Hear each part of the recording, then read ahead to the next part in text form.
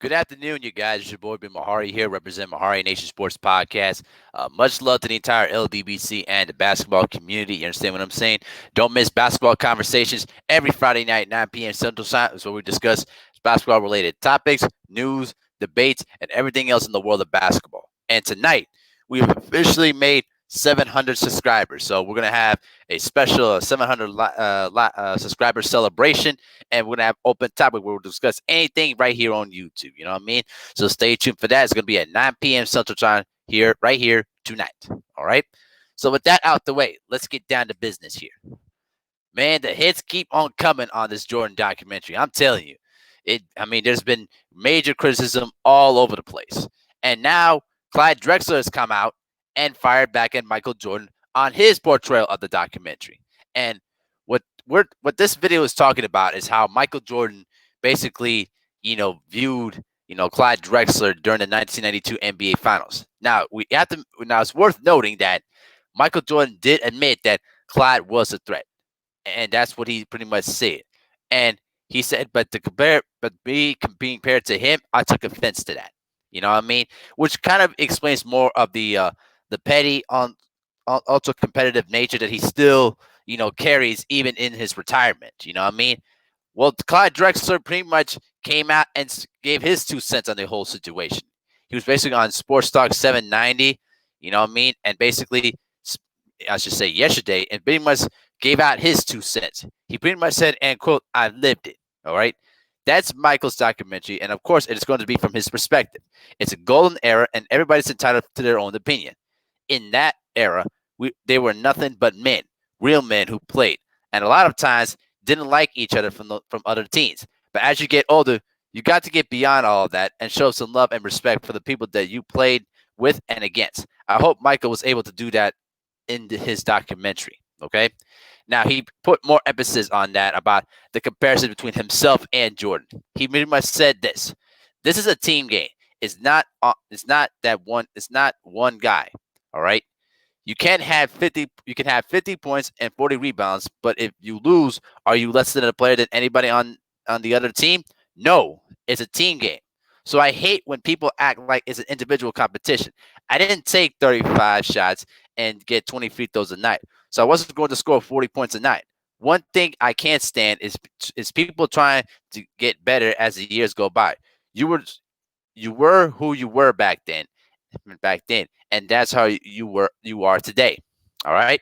So that's what Clyde Drexler pretty much said on his portrayal of the documentary. So let me put my thinking cap on. Let me drink some water in here, and we're gonna get down to the nit and gritty on this whole situation. So I can understand where Drexler is coming from, because the one thing about Clyde Drexler is that he was an excellent playmaker and very athletic two guard. During the early 90s, he was in a 1 or 2 race between best shooting guard in the NBA between himself and Michael Jordan. Because if you guys had not watched any Clyde Drexler highlights, do yourself a favor, research on YouTube and go check out his highlights. All right, one of the best dunkers, one of the best pure playmakers in basketball. Okay, now the notion that Clyde Drexler talked about, I didn't take 35 shots and get 20 free throws a night, comes from the fact that between 86 to 87, okay, put it much like this: Michael Jordan averaged about 883 free throw attempts. All right, I should say 972, and then in the 80s and the 87-88 season, he averaged 860 attempts, and then 88-89, 793 attempts. Now let's put one thing clear, okay? There was a moment in time where the league was pretty much giving Michael Jordan, the luxury to drive to the basket and get a lot of them free throws. So there's some context to what Clyde Drexler is pretty much is saying here, okay? But if you really look back in terms of his field goal percentage throughout their careers, okay, let's put it like this: Michael Jordan field goal attempts throughout his career, Michael pretty much shot at least 49% for his career. For Clyde Drexler's career, okay, only 47%. Okay, and when you look at between 3-point percentage, Clyde Drexler was 31%. And then Michael Jordan, who doesn't take many threes as much, he shot 32% from 3-point range throughout his career. Okay. And so there is a little bit of context to what Clyde Drexler is talking about here. Now, the fact that Michael Jordan pretty much said what he said during the documentary about Clyde Drexler, honestly, I didn't take offense to that either.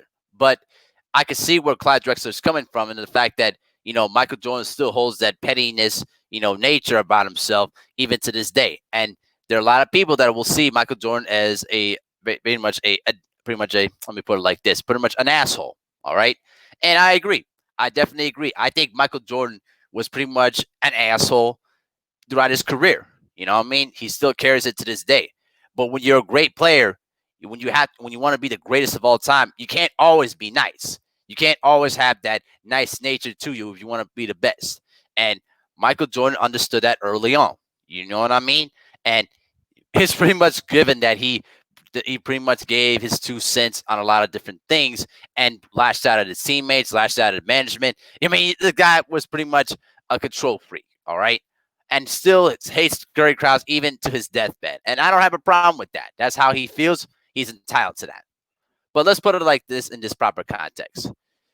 When you look at Clyde Drexler's game, all right, Clyde Drexler was an excellent, playmaker, slasher, and pretty much was an improved shooter. All right, but when you look at those Portland Trailblazer teams, they were athletic, running, very much a running gunning type of team that pretty much were very much athletic. You had Terry Porter, that was very much an underrated guard that was drafted way below when he came in out of Wisconsin Stevens Point. And did you guys know that Terry Porter played at least 5 different positions when he was in college? Amazing. All right. And so he was a I should say 2-time or 3-time All-Star.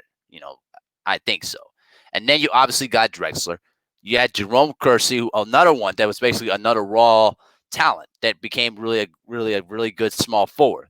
A guy that was able to run the breaks, and dunk and finish and pretty much could score in the post. All right. Then you had Bug Williams, who was, the post defender and tenacious rebounder. And then you had Kevin Duckworth, who could give you at least 12 to 15 points on a good night and had one of the most weirdest jump shots, that one-hander, from mid-range. He was pretty much a really underrated center, too. Rest in peace to Kevin Duckworth. And also rest in peace to Jerome Kersey, too. Then you add the bench. You had Danny Ainge from the Celtics, who gave you championship experience and always was going to give you 3-point shooting, okay? And also can play the point guard position at times. You also had Cliff Robinson, who, man, was one of the most versatile players you could ever ask for from Connecticut. 6'10", he could play small forward, power forward, and even center too. You know what I mean? And even after, Kersey, Drexler, and Porter were gone, Clifford Robinson made an all-star team in 1994. I mean, this guy was pretty much an underrated type of player that doesn't get talked about a lot, but he was so versatile. He could play 3 different positions on the front line, and he could shoot, he can finish, and he could block shots and defend. I mean, he was really much versatile, okay? Early on was Dražen Petrovic before he got traded to New Jersey, and then that was pretty much what they were. But the 91-92 team was athletically superior, and they could run up and down the floor on you. The big difference of that series was simple. It was Michael Jordan. Because Michael Jordan was just so far ahead of everyone else in the NBA that it literally made no sense. All right. And looking back at that 92 series, the media tried to hype it as between a Drexler and Jordan matchup to try to duplicate a Bird versus Magic type of matchup in the NBA Finals, which kind of felt that way. But Michael pretty much said, listen, the notion that Clyde Drexler was basically under the same class as me, I consider that to be an insult. And Michael Jordan took it out on Drexler when he scored 35 points in the first half and had 6 3-pointers where he was pretty much making shots left and right. All right. And so I think that, Clyde is pretty much, firing back about how he was being portrayed, because I have no problem for what he said. But I think the big difference was that Clyde Drexler was the kind of guy that, was more emphasis about the team than about taking over down the stretch when it was necessary. You saw that a little bit later down the line when he was in Houston, but by that time it was Hakeem's team. And before Clyde Drexler, had knee surgery in 94, there was a discussion between him and Drexler, between him and Jordan, about who was the best two guard in the NBA. And by the time uh, Drexler had his knee surgery that took away most of his athletic explosiveness, um, it came down to Mitch Richmond and Michael Jordan as the best two guards, and also Anthony Hardaway too before he had his knee injuries too. And so there is a little bit of some of the context of how Clyde Drexler views the game, because he's pretty much saying, listen, it's a team game, not one guy can take over a game, which is it's an appropriate thing to say, but it also can be an oxymoron too, because Michael pretty much before he had Pippen, Grant, and Phil Jackson around, he was pretty much the team. You know what I mean? And pretty much was putting up 30-point averages per season. And so there's no denying that, what Drexler is pretty much trying to say here, and I have no problem with that at all. And I think it's commendable for him to defend himself on that one. But there's the big difference right there. Clyde thinks about the team. Michael thinks about a team to a certain extent, but if the team is struggling, that's when he said, listen, I got to do whatever it takes to win, even if I had to take at least 20 shots to win. And that's how Michael Jordan always felt. You know what I'm saying? So there is some of that different philosophy between those two players. And another thing, though, too, Michael Jordan career averages at field goal attempts. He averaged at least 22.9 field goal attempts throughout his career.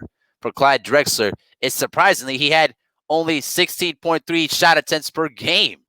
So there's another big difference between the two players. And when you look at free throw attempts, all right, Clyde Drexler, when you look at free throw attempts, I should say, Clyde only went to the line at least 5.5 times per season, while Michael Jordan went to the line 8.2 times per season too. And so there is some of that little bit of that philosophy between those two players, because Clyde Drexler is a guy that starts slow and lets the game come to him, while Michael Jordan pretty much is from the opening tip, go right at your opponent. You know what I mean? And it's those two procrastinate styles that really, played itself in the NBA Finals in 1992. And pretty much Michael Jordan was pretty much the more dominant two guard at that particular position. And so, Michael Jordan pretty much proved this point in that 92 Finals. And by that time, everybody recognized that Michael Jordan was the best shooting guard in the NBA and not Clyde Drexler. Because there were times where Clyde Drexler would take bad shots or would not even take a lot of shots. And there were times where Clyde Drexler was not assertive enough on the offensive end, while Michael Jordan, even when he was struggling, was still being aggressive and was still looking for his shot too.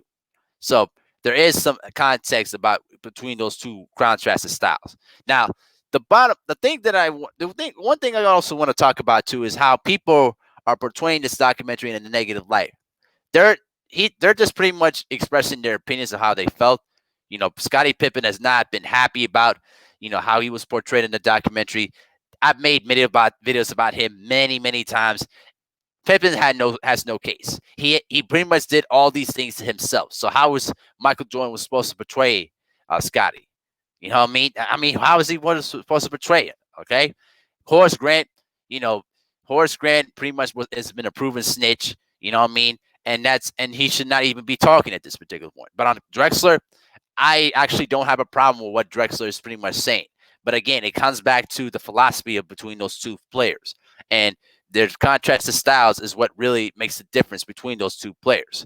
So that's pretty much what I have to say about that particular point. But let me know what you guys think in the comment section about what Drexler's criticism is about the documentary, of how he was being portrayed, and what his comments were about Michael Jordan, of how he viewed Clyde Drexler. Yeah, man. So don't miss tonight's show at 9 p.m. Central Time, though, too. You know what I mean? But let me know what you guys think in the comment section.